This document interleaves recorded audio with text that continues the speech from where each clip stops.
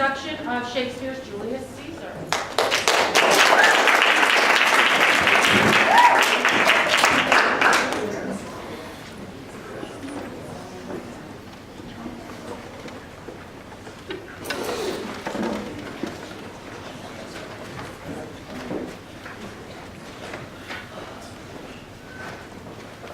Get ye off the streets. This is a day in honor of Caesar. Clear the streets, for Caesar comes soon. Beware the Ides of March. What man is that? A soothsayer bids you beware the Ides of March. Set him before me. Let me see his face. You there, come from the throng, look upon Caesar. What sayest thou to me now? Speak once again. Beware the Ides of March. He is a dreamer. Let us leave him. Brutus, a word with you. I've been watching you of late. And I have not from you the friendliness I would like to have. Cassius, be not fooled. I have had many problems, and therefore I have neglected my friends. But tell me, good Brutus, can you see your face? No, Cassius, for the eye sees not itself. From the best men in Rome, have Brutus would use his eyes.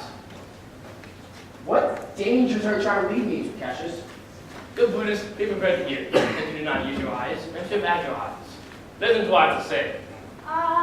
No! What means this shouting? I do fear the people choose Caesar for their king. I do fear it, and I will believe you not have it so. I do not want Caesar being king. Yet, I do love him so. But Cassius, why do you hold me here so long? What is it you wish to tell me? I was born as free as Caesar, and so were you. You're both in fed well, and you both endured the winter's cold as well as he. For once upon a broad windy day, standing near the Tiber, Caesar said to me, "Dare you, Cassius, thou jump into this icy flood, and swim across the other side?"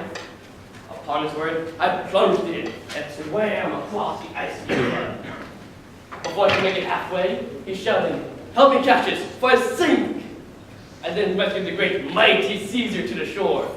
This man has now become a god, and Cassius is a wretched creature who must bend his body to Caesar. Another general shout? I do fear that these new applauses are for some new honors that are heaped upon Caesar. He steps upon the world like a colossus, and we petty men keep about his legs.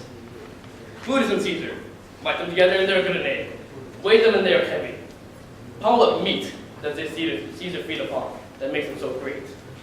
I once heard our father sing, there was a Brutus that would attack the devil himself and save one from the moon. What you have said about, I will think about. What you have to say, I will with patience listen and find the time to give you a proper answer. That Greek words that shown in chapter 5 of Brutus. Caesar's returning. As they pass us, swept cast them by the feet and took them and shouted at them. Antony, Yes, Caesar? let me have men that are fat, men that sleep at night. Yon Cassius has a lean and hungry lung. He thinks much. Such men are dangerous. Fear not, Caesar. He's a noble Roman, and well spoken of. I wish he were fatter, but I fear him not. But if I were afraid, the man I would most avoid would be Cassius. He reads much. He loves not plays. He hears not music, and seldom he smiles. Such men are never content. They are dangerous. I'd rather tell thee what is to be feared than what I do fear. For oaths, I am Caesar. Tell us what the shouting was about. Why, you were Caesar, were you not? If I had been with him, I would not ask you this question. Why, there's a crown offered him. He pushed it away with the back of his hand, thus. 3 times he was offered a crown, and 3 times he pushed it back. Each time he pushed it back, the crowd shouted, begging him to take the crown. Who offered him the crown? Why, Antony did. Maybe tonight and we'll sup together. Very well. With this, I must depart. If you wish to speak to me further, come to my home. I will do so. Till then, think upon home. Well, noble Brutus, even you can be influenced to change your mind. If Caesar seat himself, for surely we will shake him.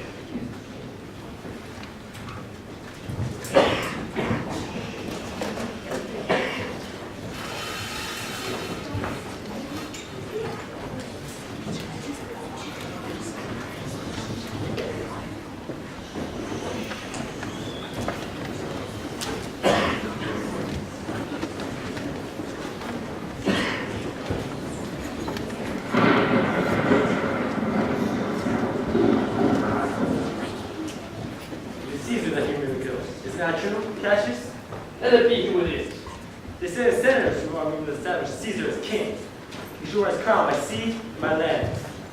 I know where Rome is dagger there. Captain from slavery will deliver captain. So will I deliver Castor. Send now for your 28.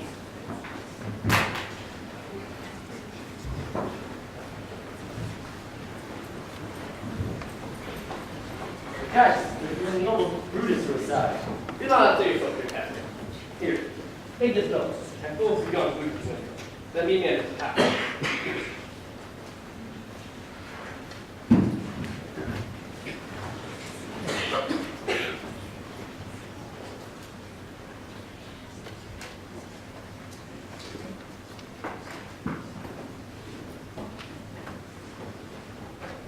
Because Brutus, you are asleep.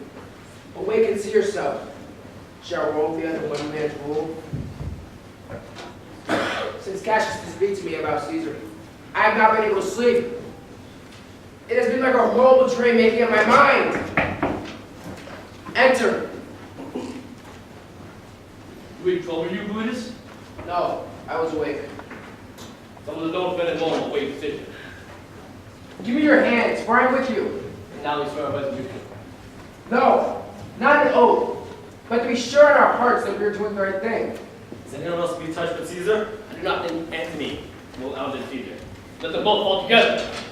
No. Let us be sacrificers, not butchers. Let us kill Caesar boldly, but not wrathfully. Let us do this so that in our hearts we are perjurers and not murderers.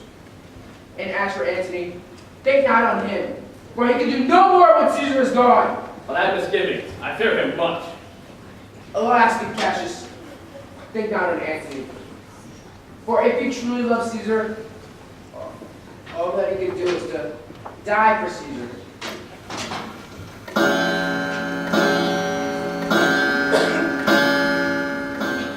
It's late. Time to part. Or Caesar show himself today. He is superstitious, born of faith. It may be a careless night and a persuasion on the streets that will keep us home on the capital today. Never fear. I can oversway him and be flattered. I'll bring him to the capital. Remember what you have said. Show yourselves true moments. Very well.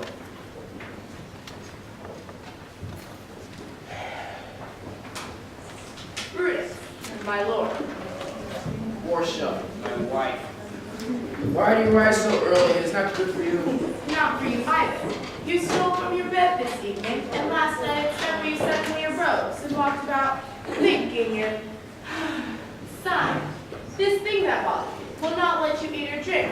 Brutus, my lord, tell me what is causing you such grief. I am not well in health, and that is all. Brutus is wise, and if he were sick, he would do something about it. That is what I plan to do. Now go to bed, Portia. No, Brutus, you are not physically sick, but you are sick in your mind. Some men came to visit you with their faces hidden. Who were they? Kneel not, gentle Portia. I should not have to kneel if you were gentle, Brutus. As your wife, I should know your secret. I'm trustworthy, dear Brutus. Ha! Oh, you gods, make me worthy of noble Portia.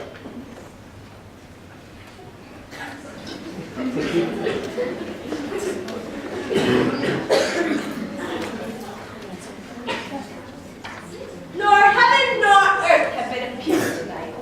3 times hath Calpurnia in her sleep cried out, "Help! Wait! They murder Caesar." Who goes there? What's mean you, Caesar? You shall not stir out of this house today. Caesar shall go forth. Caesar, I am frightened. A lioness hath walked the streets. Graves have yawned and yielded up their dead. Fierce, fiery warriors fought upon clouds. The noise of battle hurtles in the air. Horses did neigh, dying men did groan, and spirits did shriek and squeal about the streets. Oh, Caesar, these things are beyond all of us, and I do fear them. Yet Caesar shall go forth. Cowards die many times before their deaths. The valiant never taste of death but once. Alas, my lord, you are very wise, but do not go out today. Call it my fear that keeps you in the house, and not your own. We will send Mark Antony up to the Senate house, saying that you are not well today. Upon my knee, I beg you. Very well. Mark Antony shall say I am not well, and to please you, I will stay home. Senator Cass. Now, mighty Caesar, I come to take you to the Senate house. And you come at a very good time to deliver a message to the senators saying I will not come. Say he is sick. Shall Caesar send a lie? No. Tell them Caesar will not come. Most noble Caesar, let me know some reason why they laugh at me, and I tell them. I will not come, and that is enough to please the Senate. For your private satisfaction, and because you are my friend, I will let you know. Calpurnia here, my wife, keeps me at home because she dreamt of my statue, surrounded by danger and doom. And for this, she begs I stay home today. This dream, it was all misinterpreted. It was a vision fair and fortunate. The statue signifies that from you, great wrongs were realized. This is what that very dream signifies. And this way you will exploit me. And know now, the Senate has concluded to give this day a crown to mighty Caesar.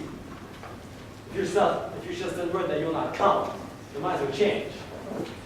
You are apt to be mocked when they say, break up the Senate till another day, and Caesar's wife has met with better dreams. If Caesar had himself, she'll now whisper, lo, Caesar's afraid. Pardon me, Caesar, my dear, dear love, it is me to tell you this. How foolish do your fears seem now, Calpurnia. I am ashamed to yield to them. Give me my robe, or I will go.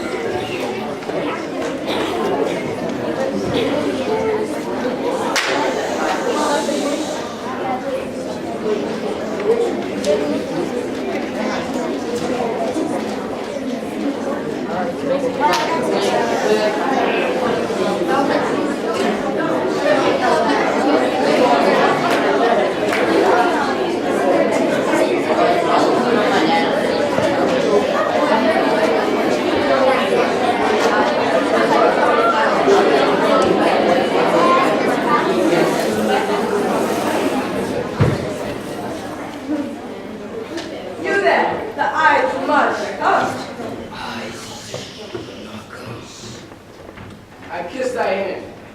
I kneel before thee, almighty Caesar. Speak hands for me. To protect, then false, Caesar. People, be not afraid. Ambition's debt is paid. Liberty, freedom, tyranny or death. Yell about the streets. Where is Mark Antony? He fled to his house, amazed. Who comes here? My master, Mark Antony, bid me come and say that food is such noble, wise, brave, and honest. Mark Antony asked if he might visit Caesar's body without any harm coming to him. Thy master, Mark Antony, is a wise and valiant Roman. Tell him he should be satisfied, and by my honor, depart a touch. I'll fetch him presently. I know we shall have Mark Antony as a friend, I have misgivings. Fear him much. but here comes Antony. Welcome, Mark Antony. Almighty Caesar, do you lie so low? Are all your conquests and glories fall into this? Fare thee well. If I live 1,000 years, I shall find no better place to die than right here, next to Caesar.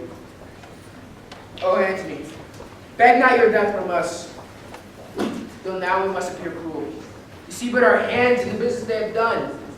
You do not see our hearts. Your voice shall be as strong as any man to the new government. Only be silent until we have appeased the multitude, and then we will explain to you why I, that loves you, did strike him. I doubt not your wisdom. All I ask is that I may take his body to the marketplace and speak to the public at his funeral. You shall, Mark Antony. Brutus, a word with you. Again, do not consent that Antony speaks at Caesar's funeral. Though your novel may fall, and that will stir the multitude. By your pardon, I will myself unto the pulpit first, and show the reason of our Caesar's death. I know not what may fall. I like it not. Mark Antony, here take you Caesar's body. That in your funeral speech you shall not blame us, but instead speak all good you can devise of Caesar. You shall also take unto the pulpit where I am going after my speech. So be it. I doubt not your wisdom. Then prepare the body and follow us. Forgive me that I'm meek and gentle with these cruel men. Who is the ruins of the noblest man that ever lived in the tide of times? Woe to the hand that shed this costly blood. Over to thy wounds, and I do prophesy. A curse shall fall on those that have done this dreadful deed.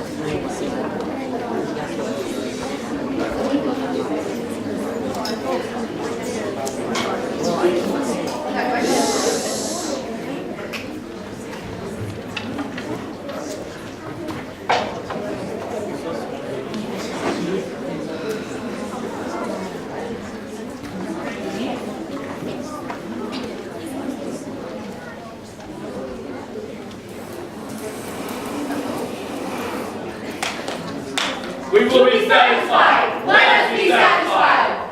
Then follow me and give the audience, friends. I will hear Brutus speak. And I. The noble Brutus is ascended. Silence. Romans, countrymen and friends, hear me for my cause and be silent that you may hear. If there be any in the assembly, any dear friend of Caesar's, to him I say that Brutus's love to Caesar was no less than his. If then that friend demand why Brutus rise against Caesar, here's my answer. Not that I love Caesar less, but that I love Rome more. Would you rather Caesar were living and die all slaves than that Caesar were dead and live all free men? As Caesar loved me, I weep for him. As he was valiant, I honor him. But as he was ambitious, I slew him. There are tears for his love, honor for his valor, and death for his ambition. Who is here so base that will be a slave? If any speak for him have I offended. Who is here so rude that will be a Roman? If any speak for him have I offended. Who is here so vile that will not love his country? If any speak for him have I offended. None, Brutus, none. Then none have I offended. For here comes his body, mourned by Mark Antony, who, though he had no hand in Caesar's death, shall receive the benefit of Caesar's dying, as which of you shall not? With this I depart, that as I sue my best friend for the good of Rome. I have the same dagger for myself, when it shall please my country to need my death. Live, Brutus, live. Bring him a triumph home unto his house. Give him a statue of his ancestors. Let him be seasoned. My countrymen, Peace! Silence! Brutus speaks. Peace!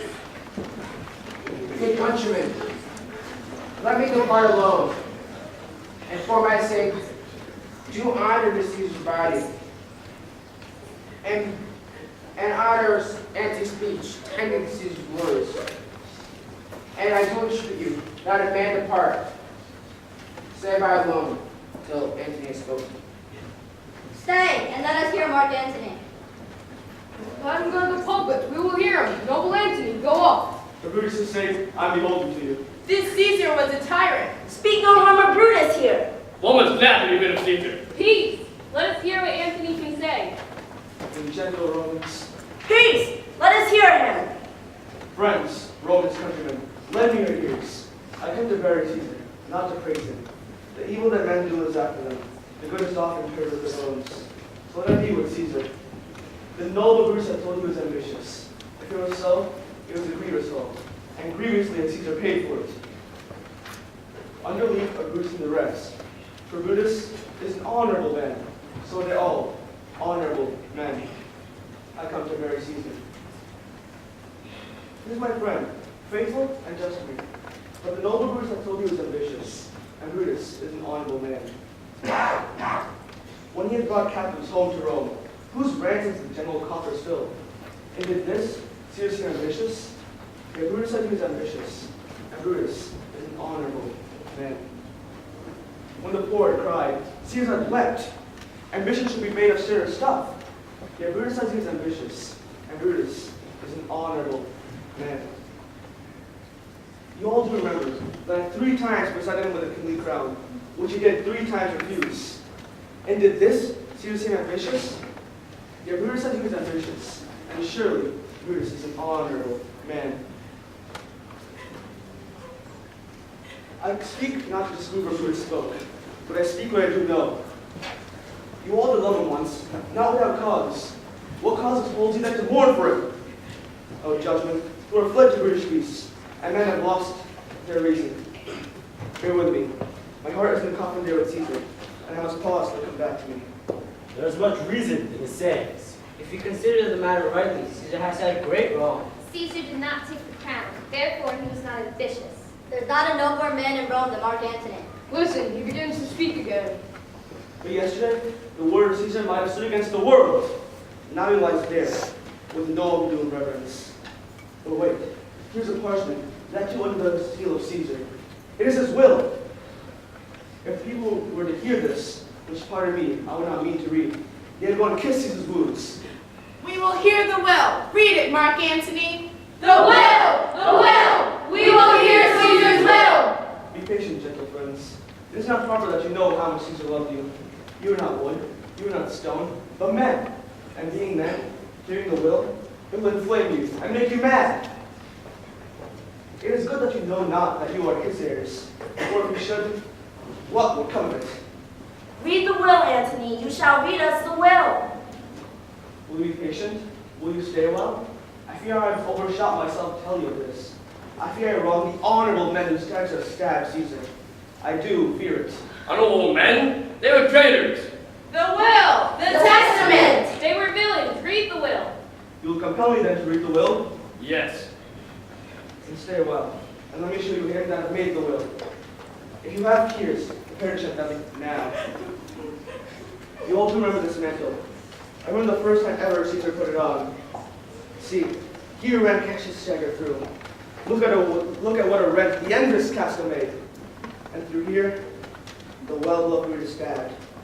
Judge, O you gods, how Caesar loved him. This was the unkindest cut of all. For when Caesar saw him stabbed, then burst his mighty heart. His mantle muffling up his face like the statue of Pompey. Great Caesar fell. Oh, what a fall was there, my countrymen. Oh, now you weep. O noble Caesar. A woeful dead. Traitors, villains, we will be revenged. Stay, my countrymen. Peace, hear the noble Antony. We will hear him. We will follow him. We will die with him. Good friends, sweet friends, let me not stir you up into sudden unity. They said that Caesar honorable. Alas, I know not what made them do it, but being wise and honorable, they will no doubt give you the reasons. I only come to bury Caesar, not steal away your hearts. I am no orator, as Brutus is, for I have neither words, nor wit, nor the power of speech to make man's blood stir. But I am, as you know me all, a plain, blunt man who loved his friend, and made his wounds, poor dumb mouths, speak to me. But, were I Brutus, and Brutus Antony, I would put a tongue in every wound of Caesar's, and make them move the stones of Rome, to rise and mutiny. We will mutiny! We will burn the house of Brutus. Yet hear me speak, my countrymen, yet hear me speak. Hear, most noble Antony. Hear him. You go to do you know not what. You forgot the will I told of. In it, he gives 75 drachmas to each Roman. Moreover, he leaves you always walkways, private arbors, and newly planted orchards. Here was a Caesar. One comes such another. Never! Never! Oh, royal Caesar. Very well. You've heard his will. No more can be done. Most noble Caesar will revenge his death. Oh, royal Caesar. Wait. There's more. In it, he gives an additional 25 drachmas to each Roman citizen.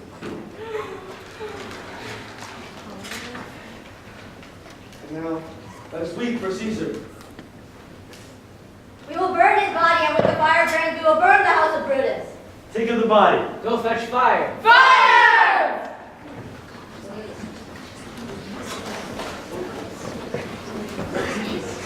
Mischief, sword. take due course with farewell.